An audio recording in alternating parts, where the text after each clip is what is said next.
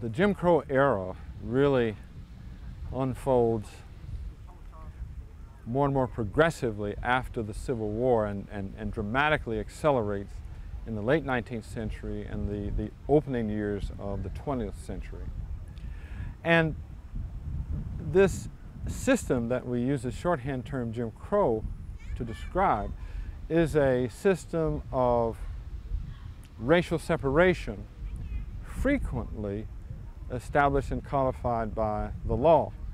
And initially, the racial separation was accomplished through customary practice, and by the late 1880s, 1890s, opening years of the 20th century, laws were passed to expand the system and enforce it with the power of civil authority.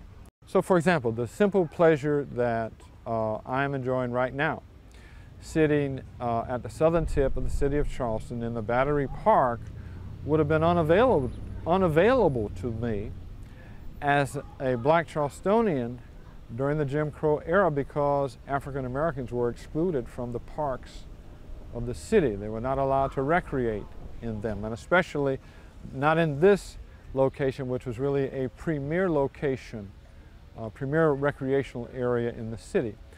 The only way that African Americans could legitimately be in such a place as this would be if they were in the employ of white people.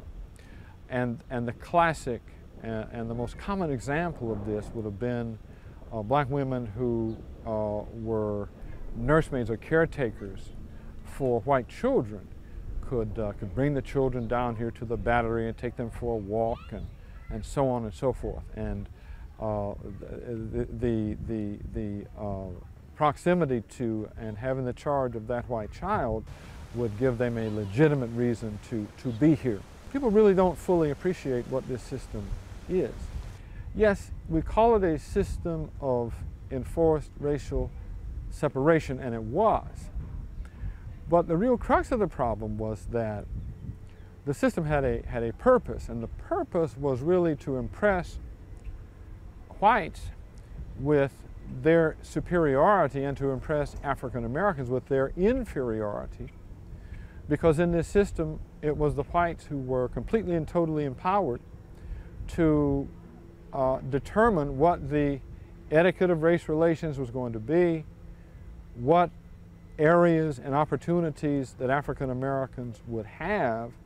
And so those who lived and worked and lived their lives in this system could look around themselves. They could look at their city and the way it was divided, and they could look at the vast disparity in opportunities that were afforded to African Americans and whites.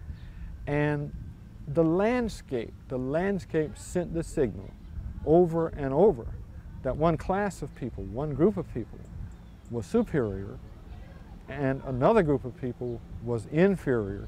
And no one had to say it. This did not have to be taught in formalized lessons in schools.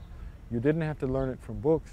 It was part and parcel of everyday life and the environment that people lived in. And this is the system that people would challenge and challenge at an increasingly high level, beginning in the mid-1950s and into the 1960s. And of course, we know that challenge as the Civil Rights era, and some people also refer to it as the Second Reconstruction.